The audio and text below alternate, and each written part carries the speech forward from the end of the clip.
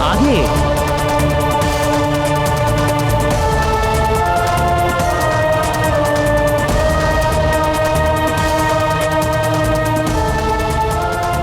महारानी जी, अब चिंता मत कीजिए, युवराज शीघ्र ही स्वस्थ हो जाएंगे। चंदन जल और औषधि के काढ़े से वो शीघ्र ही स्वस्थ हो जाएंगे, उनकी पीड़ा कम हो जाएगी।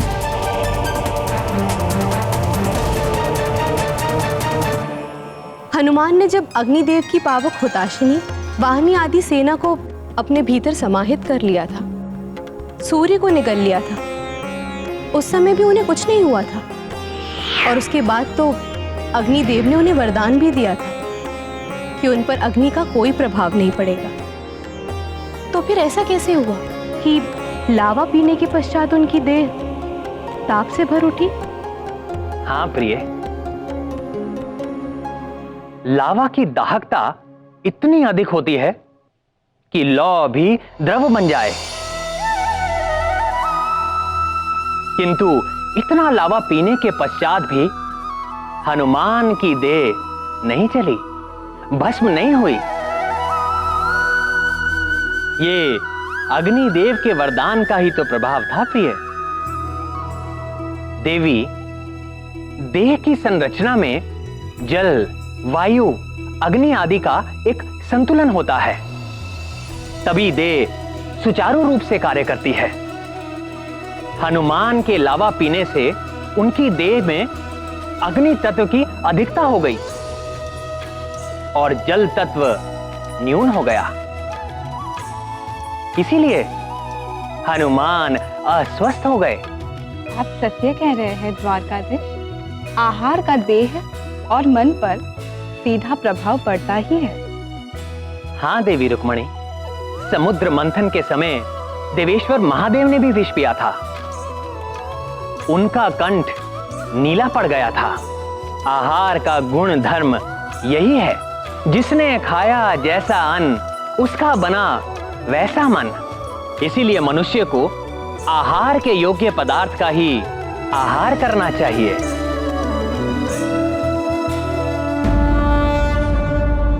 युवराज, इसे पीजिए।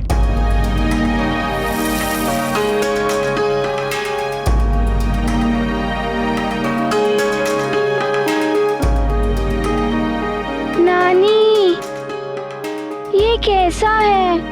काढ़ा ऐसा ही होता है, औषधि समझ के पी लो, स्वस्थ हो जाओगे।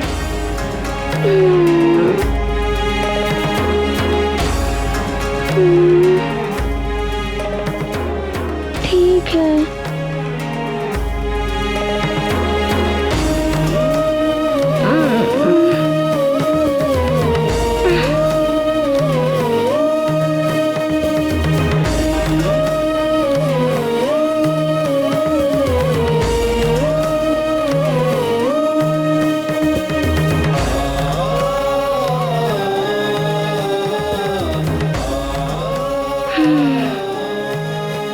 कैसा लग रहा है पुत्र? मैं क्या करूं नानी, मेरी प्यास बुझ ही नहीं रही है। शिष्य, शीघ्र जाओ, चंदन जल, पुष्प जल एवं शीतल दूध आदि लेकर आओ और युवराज हनुमान की देह पे डालो।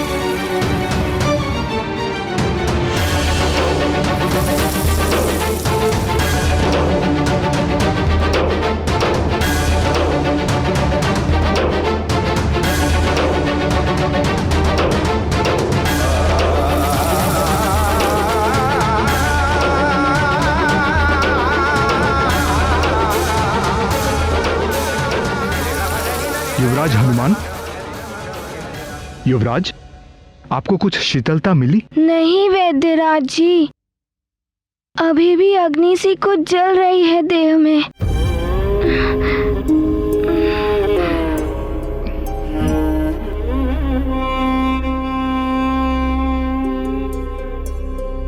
कोई औषधि काम न आए, लावा के तप से तपते हनुमान।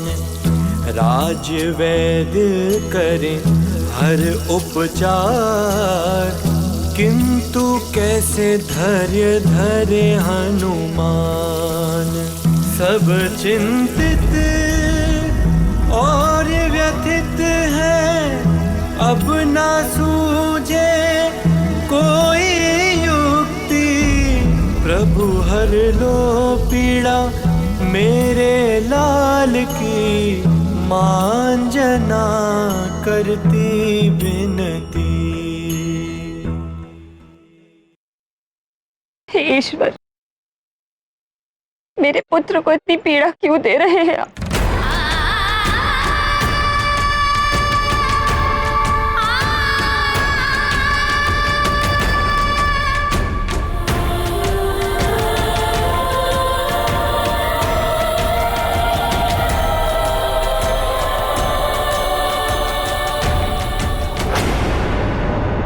वैश्वनराय प्रतिवेदयामि यद्गृहन् संग्रो देवासु स एतां पाशनं गृह्यचता वेद सर्वनाशं पक्षेन स संभवेम।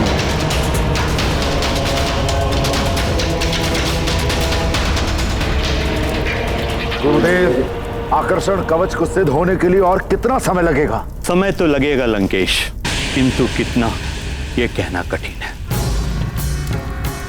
परंतु इतना अवश्य कह सकता हूं कि इस बार ये रक्षा कवच बिना सूर्य ग्रहण के ही सिद्ध होगा।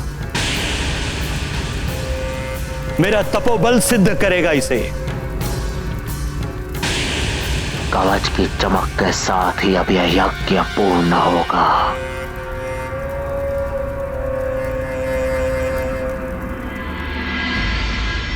रावण की सहायता करने का अर्थ है संसार में विध्वंस और अति विनाश। देवराज, शुक्राचार्य समस्त असुरों के गुरु हैं, वे रावण के भी गुरु हैं। किंतु गुरुदेव, गुरु का कर्तव्य है अपने शिष्य को उचित मार्ग दिखाना, जबकि वे तो रावण को अधर्म के मार्ग पर ले जा रहे हैं। हाँ गुरुदेव, यदि रावण का रक्षा कवच सिद्ध हो गया तो उसकी शक्तियां कई गुना बढ़ जाएगी। सबके लिए वो अवध्य हो जाएगा। उसके आतंक से समस्त सृष्टि त्राहिमाम कर उठेगी। असुर राज करेंगे सारे संसार पर। देवराज, देवी सची, दैत्य गुरु शुक्राचार्य तो अपना गुरु धर्म निभा रहे हैं। वे देव हो, दानव हो या मानव, सबको अपने कर्म और धर्म पर ही ध्यान देना चाहिए। वैश्वनराय प्रतिवेदयामि यद्गृहन् संग्रो देवासु स एतां पाशनं गृह्यचता वेद सर्वनाशं पक्षेन स संभवेम।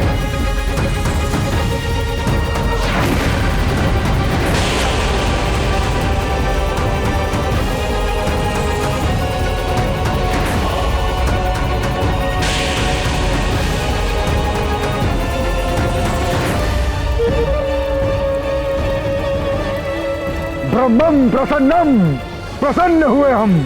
गुरुदेव, आप महान हैं। आपका तपोबल कार्य कर रहा है। आकर्षण कवच का सिद्ध होना आरंभ हो गया है।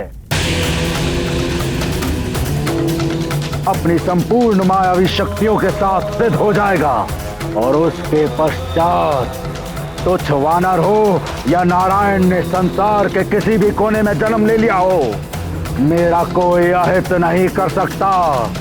मैं अवश्य हो जाऊंगा सबसे।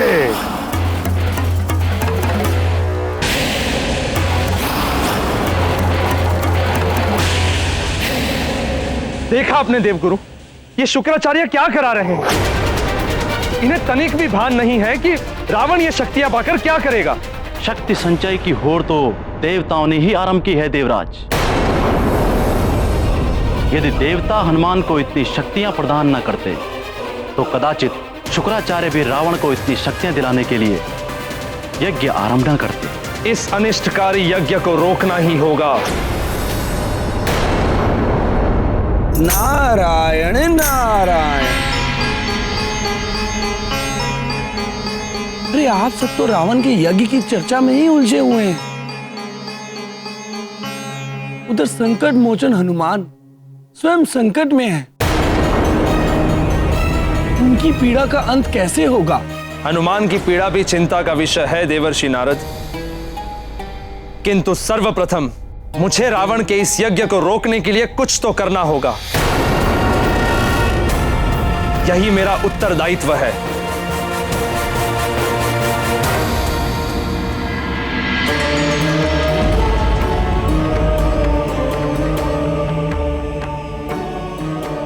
हे करुणा निधान, करुणा कीजिए मेरे पुत्र पर। मैंने तो आप सब देवताओं के द्वारा दिए गए वरदान स्वीकार कर लिए थे और ये संकल्प लिया था कि आपका महान उद्देश्य पूर्ण करने के लिए मुझसे जो भी योगदान हो सकेगा मैं दूंगी। मुझे ज्ञात है ये मार्ग बहुत कठिन है। हे प्रभु, वरदान आपने दिया है, परीक्षा भी आप ही लेंगे। हे महादेव, हनुमान को इस पीड़ा से मुक्त कीजिए, सहायता कीजिए प्रभु।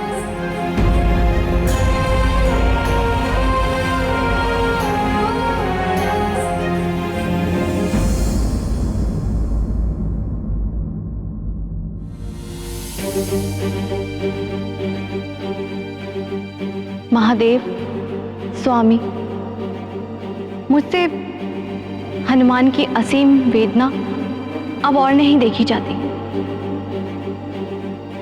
ये सत्य है कि उसने वरदान की शक्ति का प्रयोग समझदारी के साथ नहीं किया, किंतु अभी उसका विकास होना है।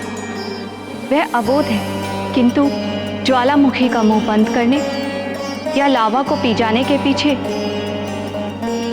उसकी लोक कल्याण की ही तो भावना है। हनुमान ने लावा पीकर अपनी प्रजा को संकट से हरा है। संसार में आप ही मुक्त करा सकते हैं देवादिदेव। आपसे बड़ा वैद्य इस संसार में कोई नहीं।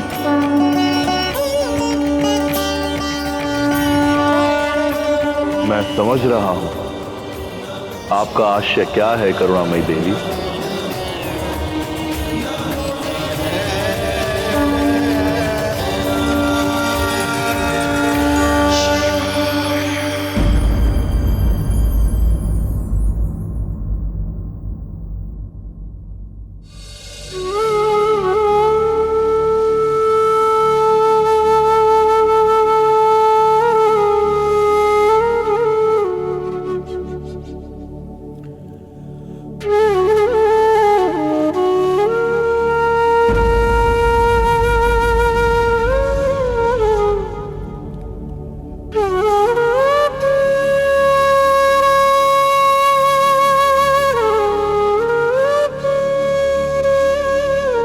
हनुमान कैसा है? उसकी पीड़ा कुछ कम हुई या नहीं? नहीं पुत्री, राजवैद्य ने सारे उपाय करके देख लिए। जड़ी बूटियों से लेकर चंदन तक सब औषधियों का प्रयोग करके देख लिया। आसपास के अन्य वैद्यों के पास भी हनुमान के उपचार के लिए कोई औषधि नहीं है। मेरी तो समझ में ही नहीं आ रहा कि अब क्या होगा हमारे हनुमान का। सबको संकट से बचाने के लिए उसने ये सब किया, अब उस संकट मोचन को संकट से उभारने कौन आएगा? ओम नमः शिवाय, ओम नमः शिवाय, ओम नमः शिवाय, ओम नमः शिवाय, ओम नमः शिवाय। हर हर महादेव, हर हर महादेव, हर हर महादेव, हर हर महादेव।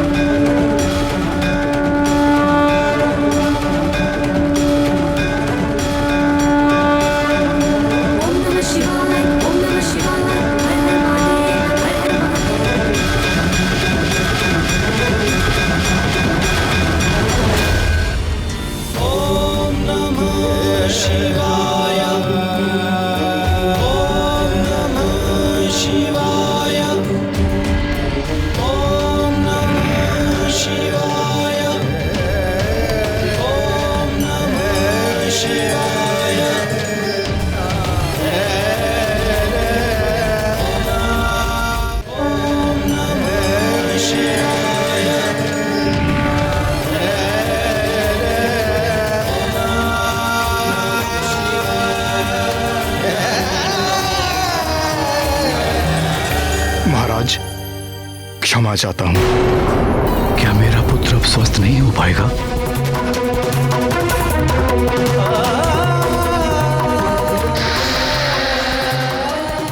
स्वामी, यदि मेरे पुत्र को कुछ हो गया तो मैं भी जीवित नहीं रह पाऊंगी।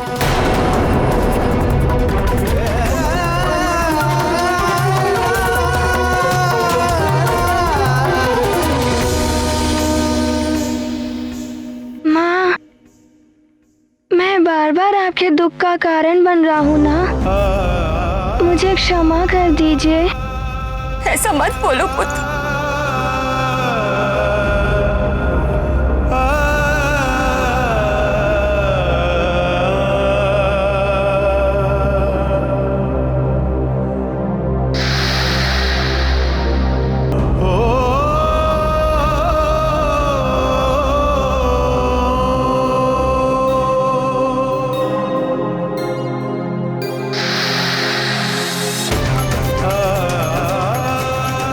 अनेकों विपरीत परिस्थितियों का सामना किया मैंने। महान संकटों में भी साहस के साथ अडिग रहा मैं, कभी हार नहीं मानी। किंतु आज अपने पुत्र की पीड़ा देखकर ऐसा लग रहा है जैसे हार गया हूं मैं।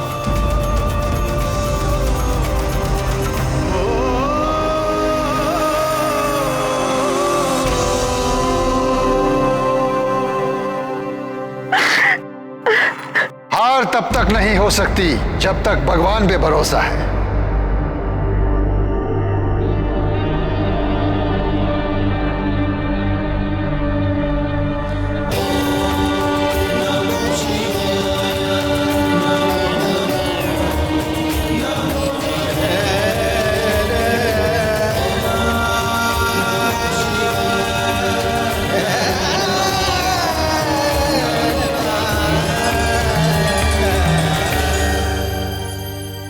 चिंता चिता तक पहुंचा देती है, देह को नष्ट कर देती है। इसलिए चिंता को त्याग कर आशावान बने रहिए। शेष ईश्वर पर छोड़ दीजिए। ये कौन विभूतियां हैं? दिव्य तेज पसरा है इनके चारों ओर।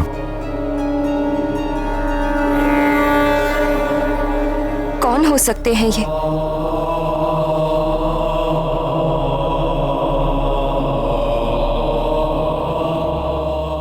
राज, ये बहुत पहुंचे हुए वैद्य हैं। कह रहे हैं कि युवराज का उपचार कर सकते हैं।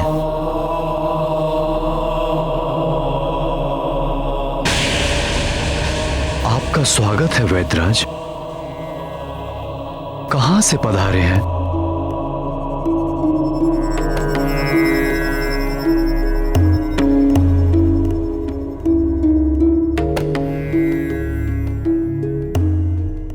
जोगी और वैद्य का ठिकाना नहीं पूछते वाले।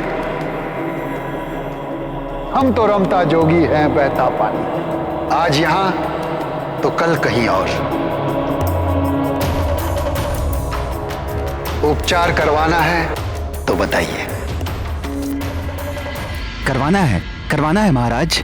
एक बार इन्हें भी युवराज का उपचार करने का अवसर देकर देख लीजिए। हाँ सेनापति, मुझे क्या आपत्ति हो सकती है भला? किंतु महाराज, वैद्यराज मुंह मांगा शुल्क लेने की बात कर रहे हैं।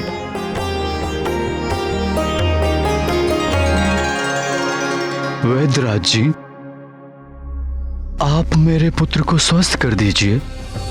आप जो मांगेंगे मैं दूंगा, वचन है मेरा। आप ये सारा राजपाट ले लीजिए। आप कहेंगे तो मैं अभी ये भवन आपको सौंप कर चली जाऊंगी। किंतु मेरे पुत्र को, मेरे हनुमान को स्वस्थ कर दीजिए।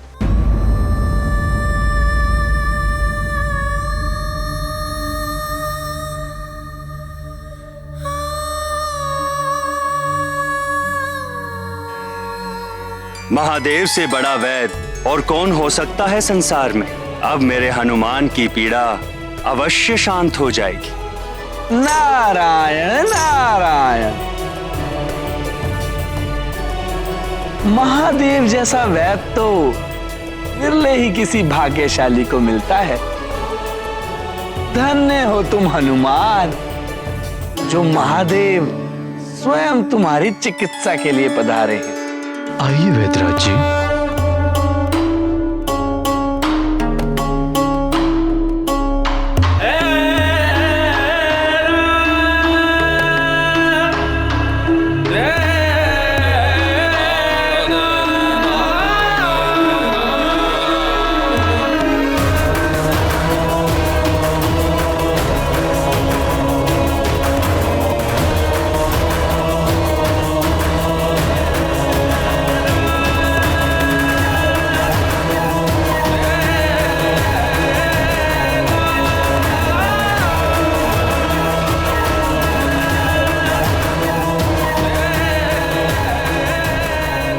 वैद्यराज जी तो देखे हुए से लग रहे हैं, किंतु समझ में नहीं आ रहा है कि कहाँ देखा है। आगे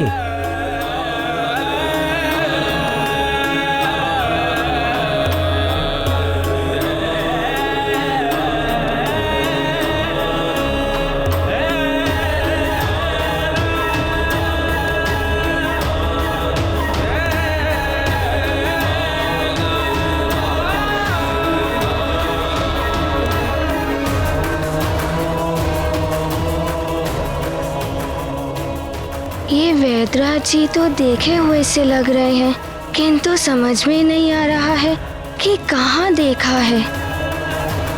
लावा ही पी गए, भय नहीं लगा तुम्हें? तुम्हारे प्राण भी जा सकते थे।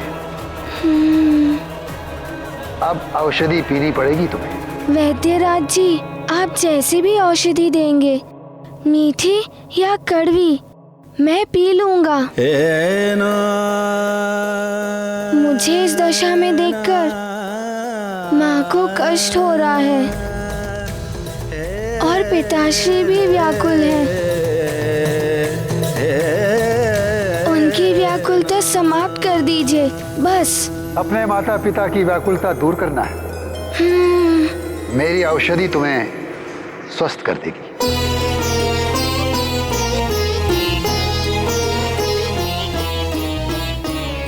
किंतु उसके पूर्व मुझे वचन दो कि सदैव अपने माता पिता की बात मानोगे।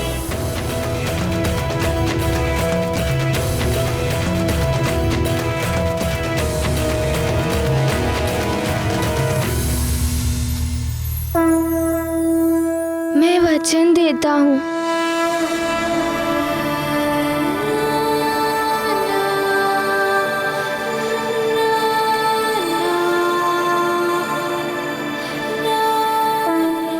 लेट जाओ बालक। महाबली हनुमत की रुचिकर लीला राम भगत की। जय जय जय रघुनंदन राम, जय जय जय महाबली हनुमान।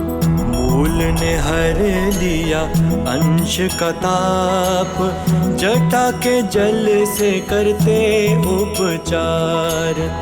अद्भुत लीला शिव शक्ति की, हर लिया अंश का सब विकार।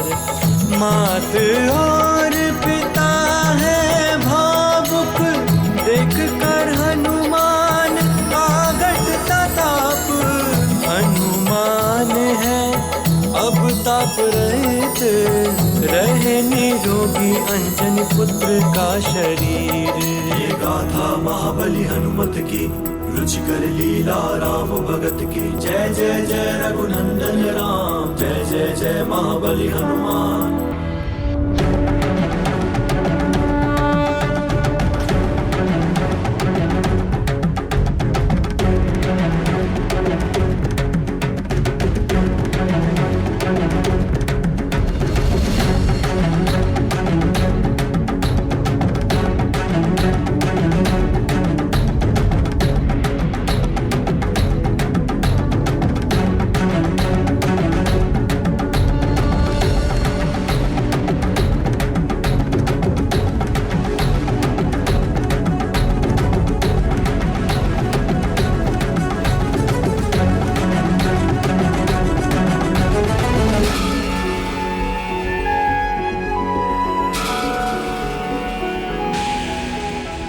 गौरी, कमंडल से जल ग्रहण कराओ बालक को।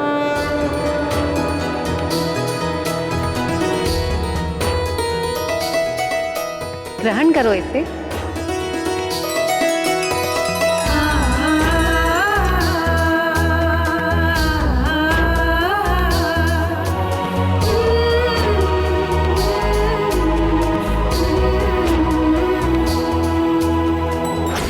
कुछ नहीं होगा वैद्यराज, ये अग्नि ही उगलेगा। बल बला बल बल।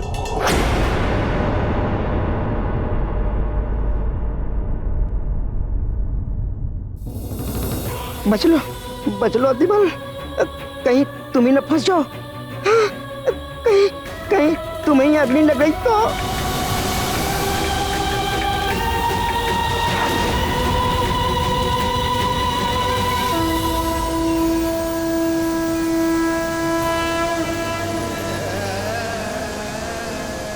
इस बार अग्नि नहीं निकली।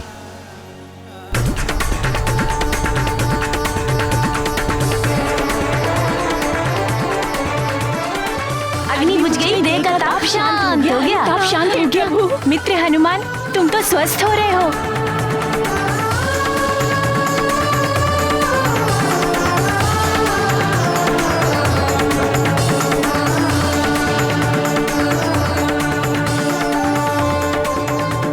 और पिलाइए ना ये मधुर जल, मैं शीघ्र ही स्वस्थ हो जाऊंगा। माँ की चिंता भी दूर हो जाएगी।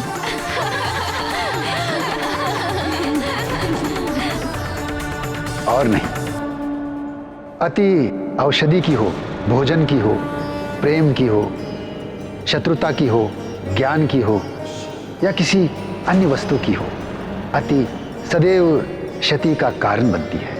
यदि एक घूंट में तुम स्वस्थ हो सकते हो, उससे अधिक जितनी भी औषधि तुम पी जाओगे वो व्यर्थ तो जाएगी और उससे तुम्हें हानि भी हो सकती है। इसलिए सदैव उचित मात्रा का ध्यान रखो। मैं समझ गया, मैंने भी अधिक मात्रा में लावा पी लिया था।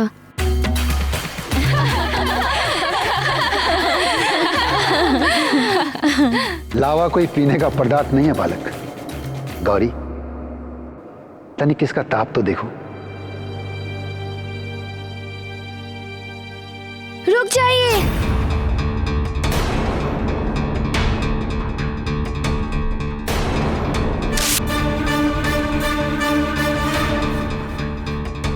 माँ ने भी मुझे छुआ था, उन्हें भी हाथ में ताप लग गया था। कहीं आपको भी? मुझे कुछ नहीं होगा बालक।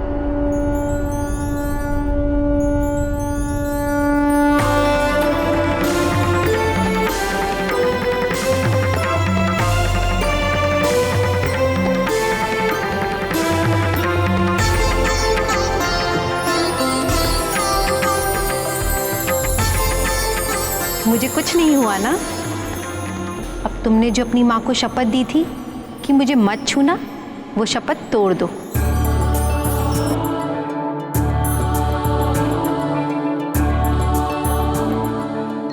अब आप अपने पुत्र को स्पर्श कर सकती हैं।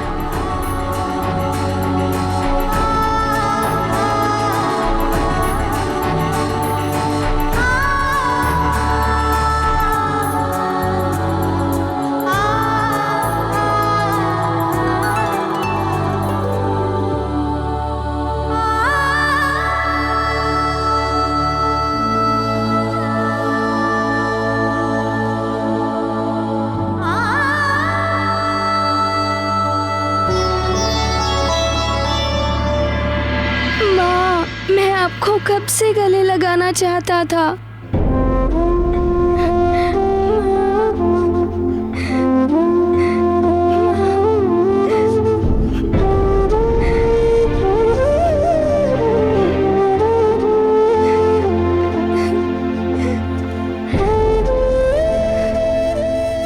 वैद्यराज जी, आप तो हमारे पुत्र को मृत्यु के मुख से खींच लाए हैं।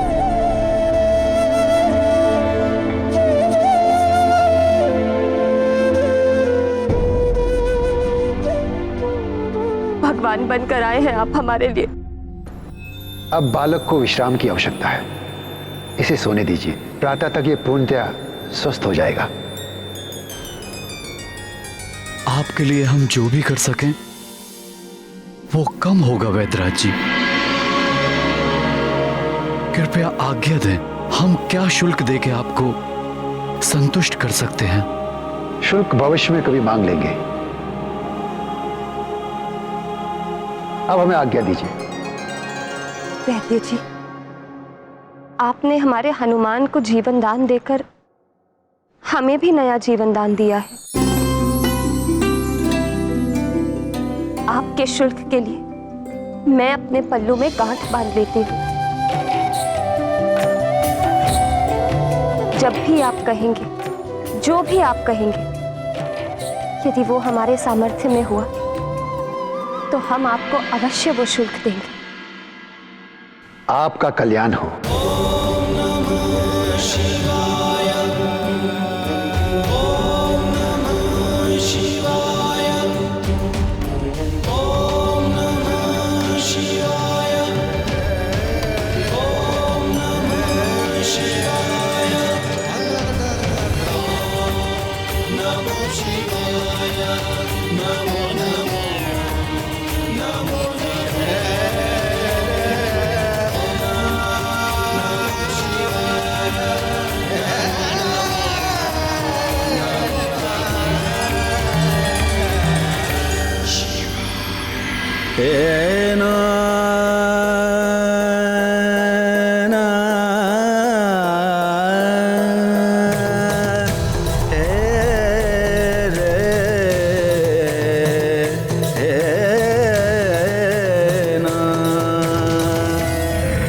नारायण नारायण, क्या दृश्य था।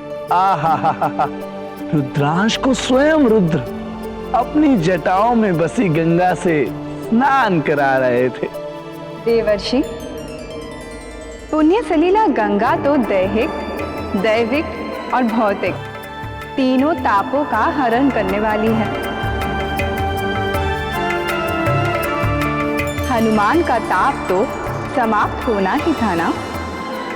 और देवर्षि, आपने देखा नहीं, आज तो महादेव हनुमान को स्नान करा के ऐसे आनंदित हो रहे थे जैसे स्वयं पिता अपने पुत्र को स्नान करा के आनंदित होता है। हाँ प्रभु, पहले स्नान कराया, फिर माता महेश्वरी ने कमंडल से अमृत पान कराया। हनुमान, तुम्हारे जैसे भाग्य तो किसी के नहीं है। नारायण नारायण। माँ, वो दोनों मुझे देखे देखे से लग रहे थे और उन्होंने जो मुझे जल पिलाया वैसा तो मैंने आज तक नहीं पिया है। औषधि होगी पुत्र। माँ, वो शहद जैसा मीठा था, किंतु उन्हें कैसे ज्ञात हुआ कि मैंने आपको शपथ दी थी ना छूने के लिए?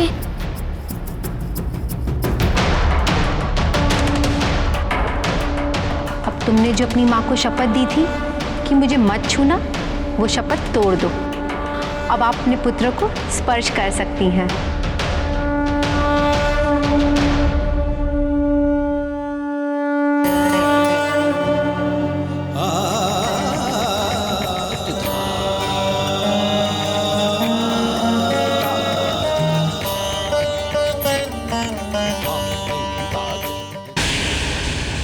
ओम कुज्जकु प्रभोवपि त्वं मंगल परिगद्यसे अमंगलम निहत्याशु सर्वदा यच्छ मंगलम स्वाहा स्वाहा।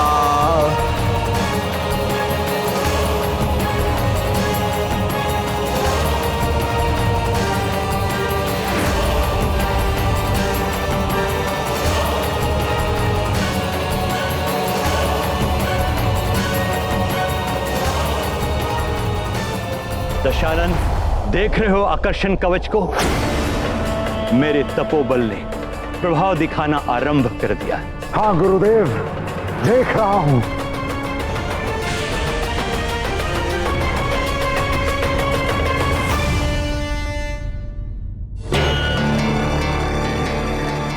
देवराज इंद्र, हमारी सेना युद्ध के लिए तत्पर है।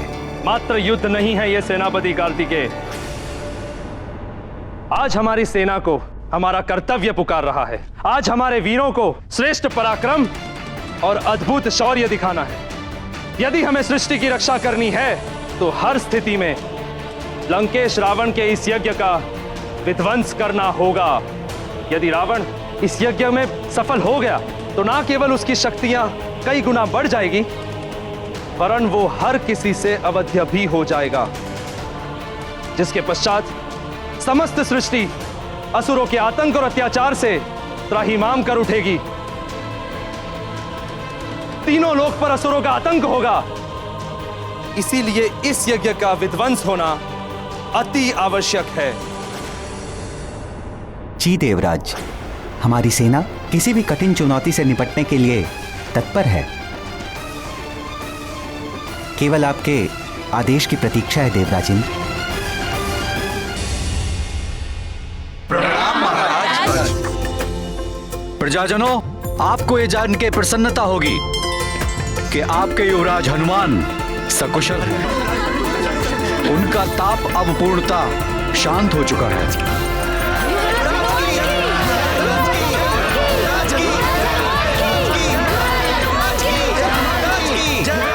सेनापति, इन वैदराज को तो कभी देखा ही नहीं अपने नगर में। पता नहीं कहां से आए थे। हाँ महाराज, हमें आग्रह करना चाहिए कि वे हमारे नगर में ही बस जाएं। प्रणाम महाराज। महाराज, मैं भी उनसे यही आग्रह करने के लिए बाहर गया था, किंतु वे कहीं दिखाई ही नहीं दिए। मुझे तो लगता है ईश्वर स्वयं आए थे मेरे पुत्र का उपचार करने। हे महादेव, हे कृपा निधान, आपको कोटि कोटि नमन।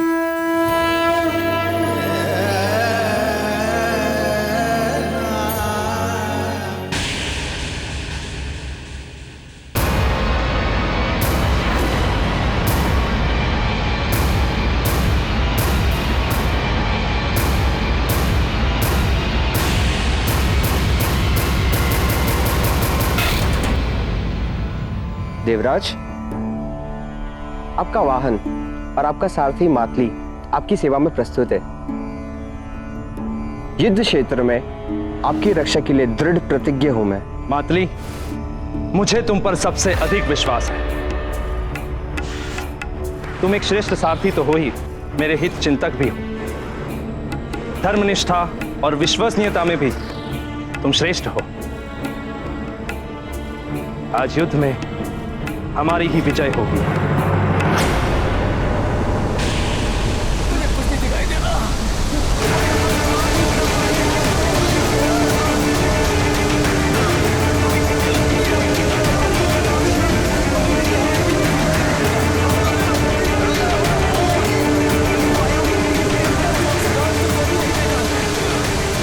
ये अकस्मात क्या हो रहा है?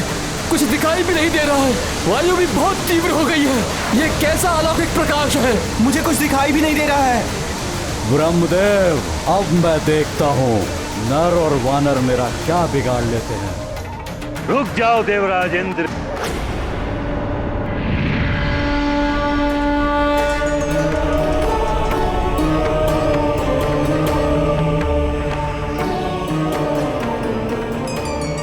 प्रणाम परमपिता ब्रह्मदेव, किंतु आप मुझे रावण का यज्ञ विध्वंस करने से क्यों रोक रहे हैं? देवराज, वो प्रयास करना ही व्यर्थ है जिसका असफल हो जाना निश्चित है। पराजय तो मिलेगी ही, हास्य के पात्र भी बनेंगे आप। रावण ने घोर तपस्या करके मुझसे वर मांगा था कि देवताओं से अवध्य रहेंगे, और मेरा वरदान कभी निष्फल नहीं होता। मात्र नर एवं वानर ही उनका वध कर सकते हैं। नर रूप में विष्णुदेव एवं वानर रूप में रुद्रांश का जन्म हो चुका है। मुझे तो यह सब ज्ञात है परमपिता, किंतु यदि रावण का यज्ञ सफल हो गया, उसका रक्षा कवच सिद्ध हो गया, तो वो नर और वानर के लिए भी अवध्य हो जाएगा। विधि के विधान को कोई नहीं बदल सकता। समय तो अपना कार्य करेगा ही। मेरा आपसे परामर्श ही नहीं आदेश भी है कि आप रावण के हवन में विघ्न डालने का प्रयत्न भी ना करें। किंतु ब्रह्मदेव, देवराज, परमपिता ब्रह्मदेव उचित ही कह रहे हैं। लंका पर आक्रमण करने से आपको कोई लाभ नहीं होगा।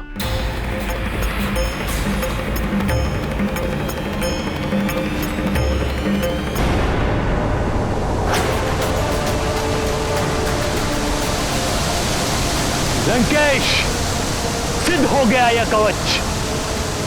प्रसन्न हुए हम। गुरुदेव, आप महान हैं। प्रसन्न कर दिया अपने दशानन को।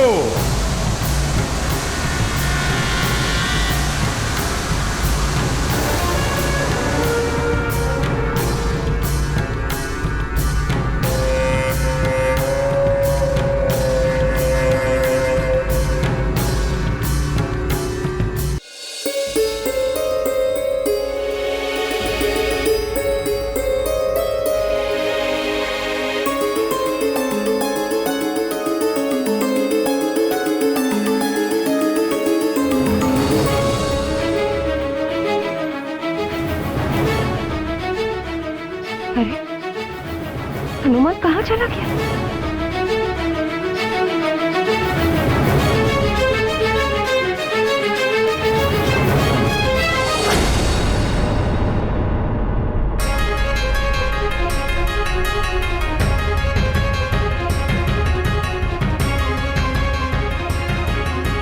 यदि तुमने कुछ अनुचित या बुरा कार्य किया, एक लाल माला इस खूंटी पर लटका दी जाएगी। तो तुम समझ गए पुत्र कि तुम्हारा ज्वालामुखी को अप्राकृतिक रूप से रोकना अनुचित था।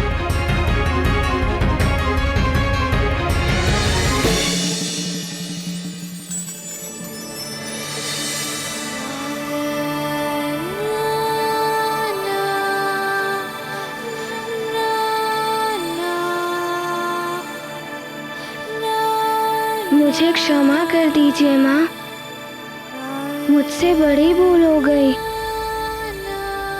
ये देखिए माँ, मैंने भूल स्वीकार करने वाली लाल माला खूंटी पर टांग दी है।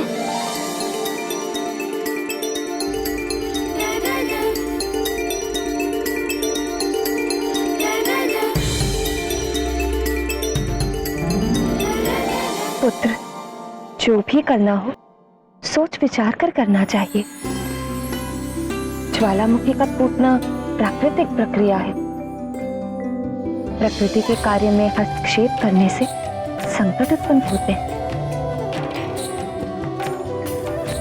किंतु तुमने तो बिना विचार किए उसके प्रवाह को रोकने का प्रयास किया। वो मेरी भूल थी माँ।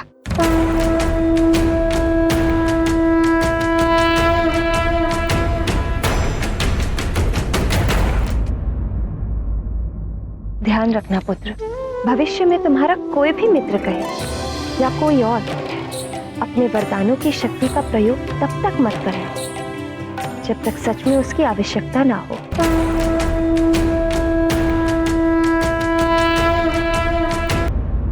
ध्यान रखना पुत्र, भविष्य में तुम्हारा कोई भी मित्र कहे या कोई और अपने वरदानों की शक्ति का प्रयोग तब तक मत करना जब तक सच में उसकी आवश्यकता ना हो। किंतु माँ, मुझे कैसे ज्ञात होगा कि अपनी शक्ति का प्रयोग करने की आवश्यकता है भी या नहीं?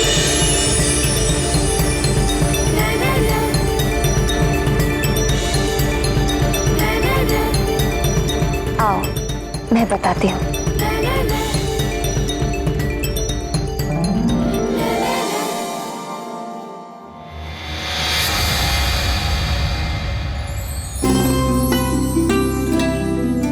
हनुमान, ये शाक देख रहे हो पुत्र, इसे चाकू से ही काटा जाना चाहिए, ना कि तलवार से। अर्थात शाक की आवश्यकता चाकू से पूरी होती है, ना कि तलवार से।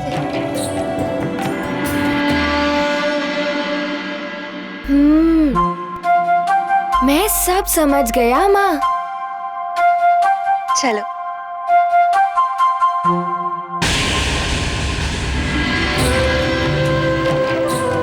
चूल्हा देख रहे हो पुत्र? इसमें उतनी ही आंच रखी जाती है जितने में भोजन पक जाए। अधिक लकड़ी जलाई जाने से भोजन जल भी सकता है, और यदि कम लकड़ी जलाई गई तो भोजन पकेगा ही नहीं।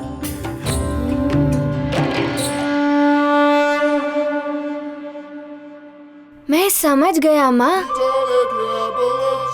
भिन्न भिन्न परिस्थिति में भिन्न भिन्न प्रकार की आवश्यकता होती है। जो काम छोटी शक्ति से हो जाए उसके लिए हमें बड़ी शक्ति का प्रयोग नहीं करना चाहिए।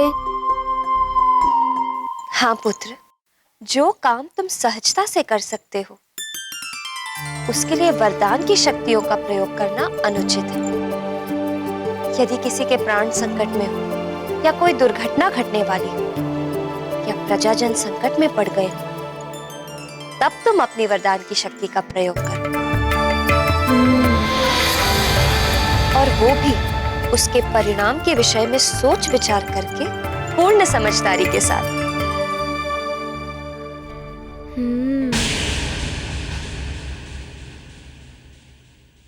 मैं अब ऐसा ही करूंगा माँ।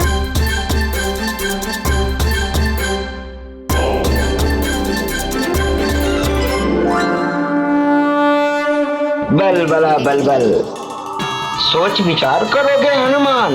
अब मुझे तुम्हारी शक्तियां देखने के लिए कुछ बड़ा ही करना पड़ेगा। बलबला बलबल। लंकेश, अब ये कवच सिद्ध हो गया है। लंकेश, ये कवच तुम्हारी रक्षा के लिए प्रस्तुत है। इसे धारण करते ही तुम अवध हो जाओगे। नर और वानर कोई भी तुम्हारा वध नहीं कर सकेगा। अब ये सारा संसार तुम्हारे चरणों में होगा। इसे धारण करते ही तुम तीनों लोगों को भी धारण करने योग्य हो जाओगे।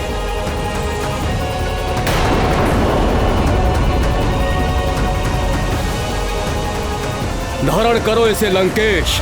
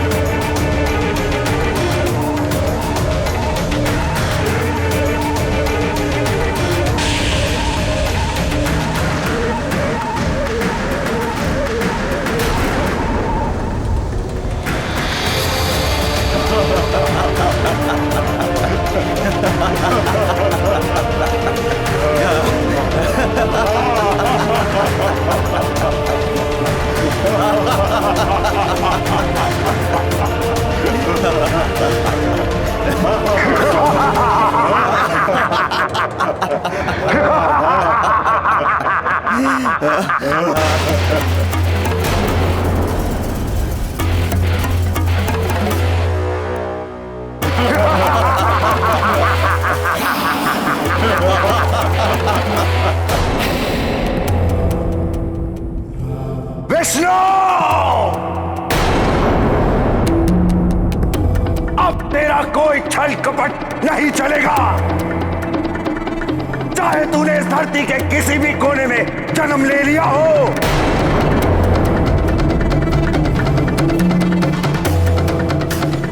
चाहे तुम सारे देवता मिलकर उस तुच्छ वानर बालक को जितनी चाहे शक्तियां दे दो, अब मेरा कोई आयत नहीं कर सकता।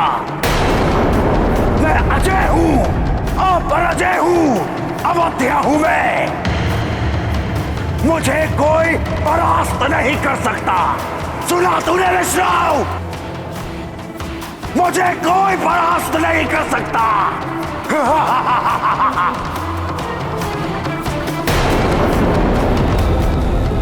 अब मैं निकलूंगा, अपने रक्षा कवच के साथ परिभ्रमण करने के लिए।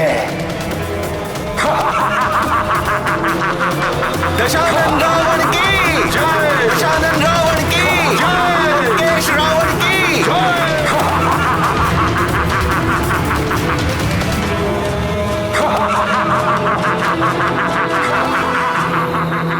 क्या कोई सदैव अपराजय रह सकता है? कुछ स्थायी नहीं है संसार में। समय परिवर्तनशील है। सब कुछ समय के अनुसार परिवर्तित होता रहता है। किंतु हां, भक्ति कभी परिवर्तित नहीं होती। भक्ति से आंतरिक शक्ति प्रबल होती है। वो शक्ति आत्म त्याग के लिए प्रेरित करती है। और जब मनुष्य सच्चा आत्म त्याग करता है, तभी उसकी आत्मा ईश्वर के प्रति पूर्णतः रूप से समर्पित हो पाती है। किंतु स्वामी, आत्मत्याग बहुत ही कठिन साधना के द्वारा ही संभव होती है। हाँ मित्रविंदा, किंतु जिसने ये कठिन साधना कर ली, उसे ना तो मृत्यु का भय रहता है और ना ही स्वर्ग के सुख की कामना। अजय हो जाता है वो। उसकी देह तो पराजित हो सकती है, किंतु आत्मा नहीं। इसीलिए रावण या अन्य मनुष्यों की भांति भय, वासना और लालच के नाम पर बाहरी सुरक्षा कवच ढूंढने के स्थान पर आंतरिक सुरक्षा कवच की सिद्धि करनी चाहिए, जो आत्मा को सुरक्षित करती है। और उसकी सिद्धि तभी होती है जब आत्मा भक्ति भाव के साथ परमात्मा के प्रति पूर्ण रूप से समर्पित हो जाती है।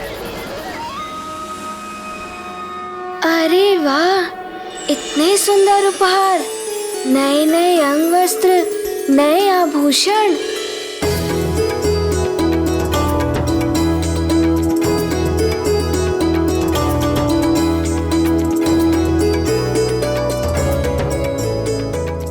अरे वाह, कितना सुंदर है ये और कितना चमक रहा है, बिल्कुल दर्पण के भांति।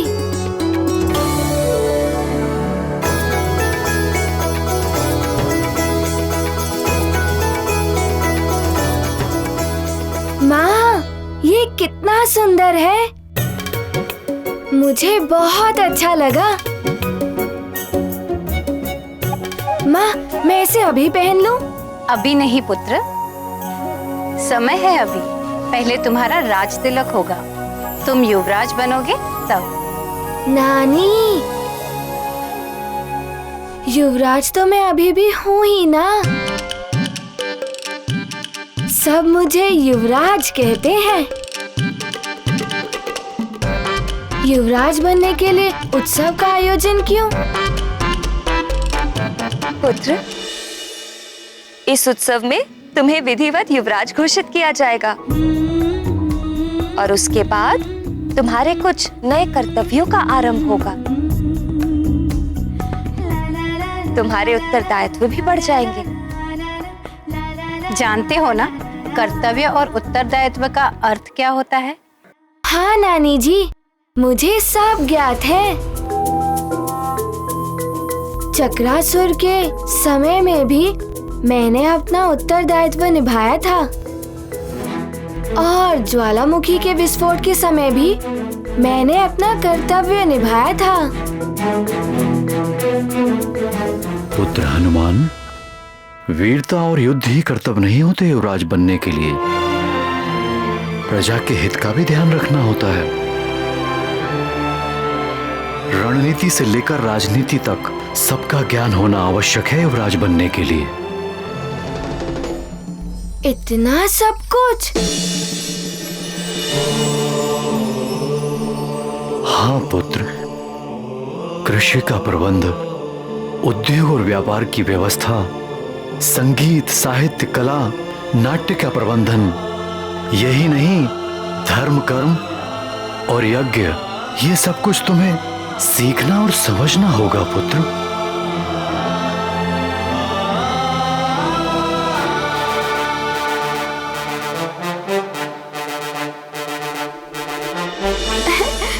इतना सब कुछ? हाँ पुत्र, अपने आचरण और कर्मों से तुम्हें प्रजा के लिए आदर्श बनना होगा। प्रजा का संरक्षण और जन कल्याण तुम्हारा प्रथम कर्तव्य और परम लक्ष्य होना चाहिए।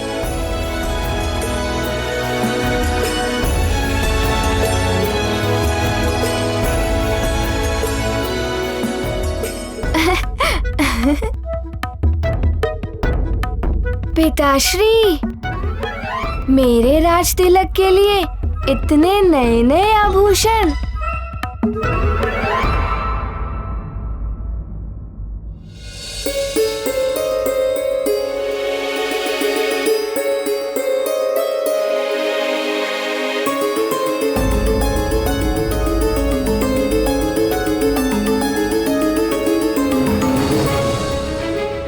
अंजना, इतनी उदास क्यों हो? संस्कार, समझ और अनुभव कोई औषधि नहीं है जो घोल कर पिला दी और बालक को ज्ञान प्राप्त हो गया। हमें निरंतर प्रयास करना होगा और देखना हमारा हनुमान शीघ्र ही सब कुछ सीख जाएगा। माँ, मैं ये सब अपने मित्रों को दिखाऊं? उत्सव में तो सब देख ही लेंगे ना।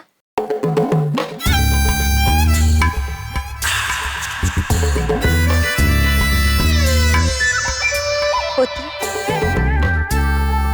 मैंने तुम्हें समझाया था ना, किसी भी प्रकार का दिखावा करना अनुचित है।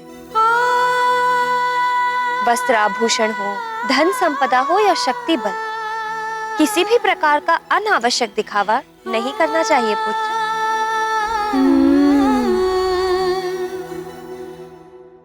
मैं सब समझ गया माँ, और मुझे ये भी स्मरण है कि अपनी वरदानी शक्ति का प्रयोग तभी करना चाहिए जब सच में उनकी आवश्यकता हो।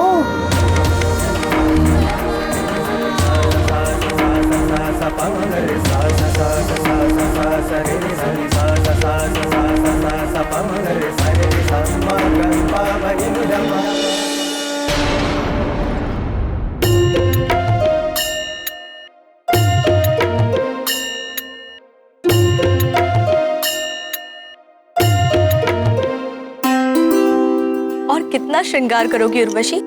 होना तो वही है जो नित्य होता है। हम नित्य करेंगे, देवराज इंद्र कुछ प्रशंसा के बोल बोलेंगे, बस।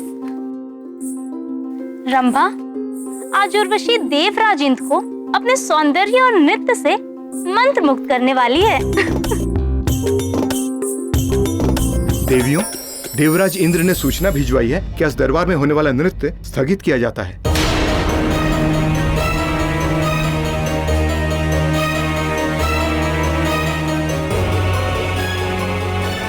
परिश्रम और अभ्यास किया था हमने, और देवराज इंद्र ने नृत्य स्थगन का आदेश दे दिया। ऐसा क्यों किया देवराज इंद्र ने? मुझे तो इसकी आशंका पहले से ही थी। रावण के कारण ही देवराज खिन्न भी है। वो तो सेना तक लेकर निकल पड़े थे युद्ध करने को। हमें देवराज से भेंट करनी चाहिए। नहीं चित्रा, इस समय उनसे नृत्य आदि की बात करना अनुचित होगा। स्वर्ग की महारानी शची पधार रही हैं।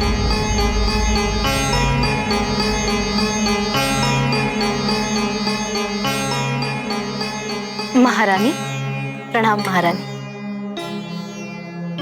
आप एकाएक यहाँ रंगशाला में? हाँ, तुम सबके लिए एक सुखद समाचार है। तुम्हारी परम सखी के जीवन में आज सुनहरा अवसर आया है।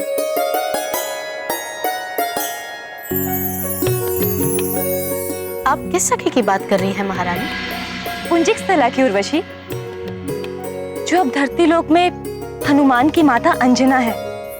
आज अंजना के पुत्र हनुमान को अल्पायु में ही युवराज के पद पर सुशोभित किया जा रहा है। अच्छा, आज तो सचमुच ही पुंजिक स्थला अर्थात अंजना के जीवन का सबसे सुखद दिन है। हाँ उर्वशी, बड़ा ही चमत्कारी और दिव्य बालक है वो, और अंजना भी संसार की श्रेष्ठ माताओं की गणना में आ चुकी है।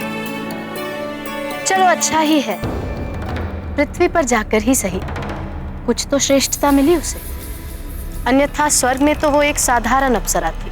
क्यों उर्वशी, तुम्हें ईर्ष्या हो रही है? मुझे क्यों ईर्ष्या होगी महारानी? स्वर्ग के सुख पृथ्वी पर कहाँ?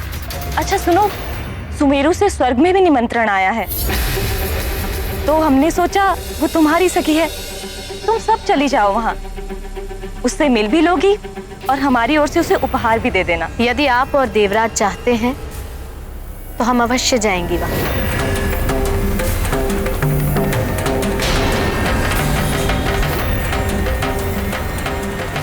महाबली उद्भट योद्धा पंपासर नरेश पधार रहे हैं।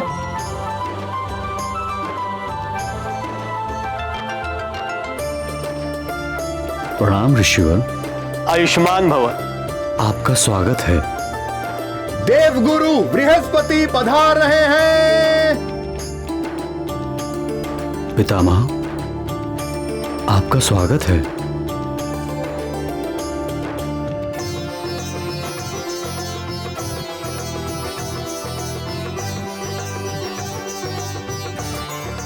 देवियों, आपका स्वागत है।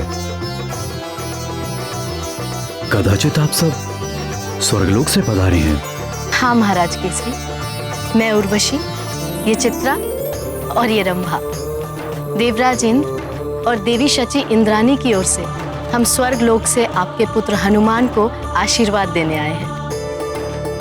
आसन ग्रहण कीजिए।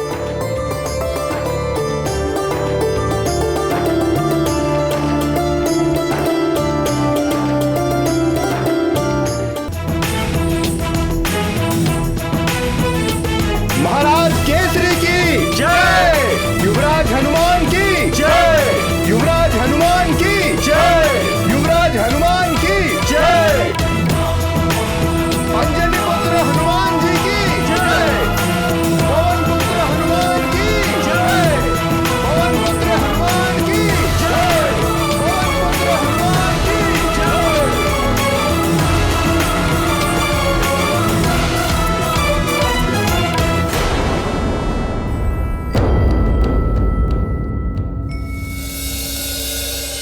अंजना के भाग्य तो देखो, महारानी और राजमाता हो गई है यहाँ।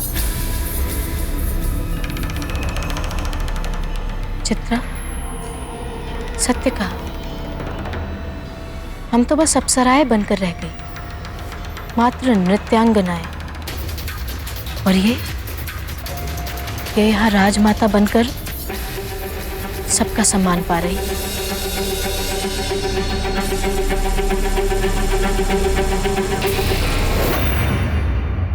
अब हमें विधान आरंभ करना चाहिए। अब युवराज अभिषेक का विधिवत श्री गणेश करते हैं। श्री गणेश,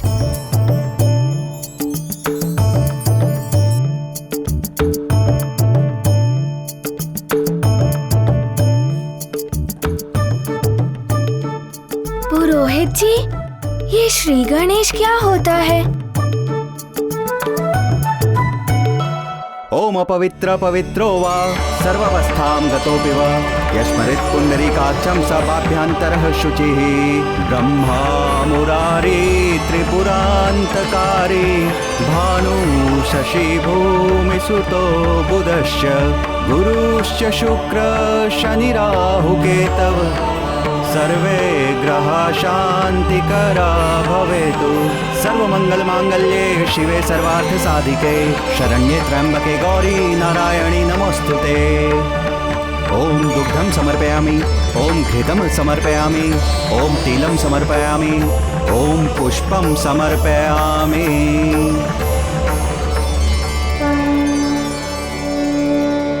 युवराज हनुमान की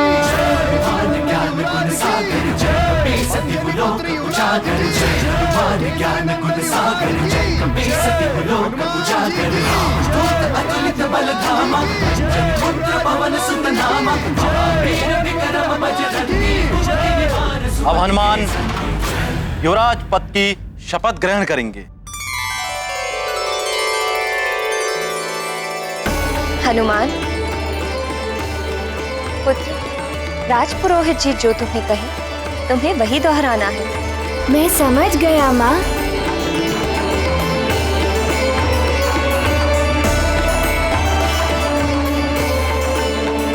मैं सुमेरु महाराज केसरी और राजमाता अंजना पुत्र हनुमान युवराज पद की शपथ लेता हूँ। मैं सुमेरु महाराज केसरी और राजमाता अंजना पुत्र हनुमान युवराज पद की शपथ लेता हूँ। मैं प्रतिज्ञा लेता हूँ अपने पद की मर्यादा और गरिमा का ध्यान रखूंगा। मैं ये प्रतिज्ञा लेता हूँ कि अपने पद की मर्यादा और गरिमा का ध्यान रखूंगा।